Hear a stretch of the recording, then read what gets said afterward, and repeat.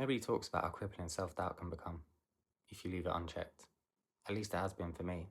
The way my mind works, it doesn't just create one doubt, it adds fuel to the fire until I'm standing in the middle of my whole world burning down.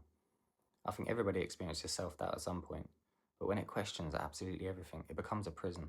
Every thought, every decision, every conversation, every relationship, every goal, every version of yourself. You stop trusting any positive belief you've ever had about yourself. Eventually, you don't just doubt what you do, you doubt who you are. Starting this page is a perfect example. I gave myself every reason not to. Nobody cares, nobody wants to hear this. People would just think it's nonsense. What if people see? Then another part of my brain answered, isn't that the whole point? To let people see, to spread awareness, to help people understand what it's actually like living with ADHD. But then the self doubt came back. What if people say something? And eventually I realised something.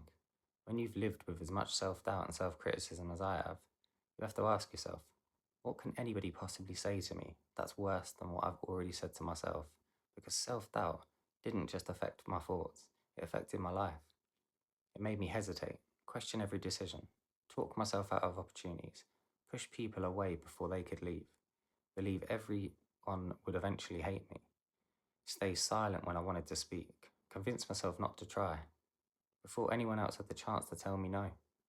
It stole experiences, relationships, confidence, time, not because any of those things are impossible, but because I already convinced myself they were. The voice is still there. Some days it's loud, some days it's quieter. The biggest change I've made is realizing it's just a voice, not a fact, not the truth, just a voice, trying to keep me safe by convincing me not to take the risk.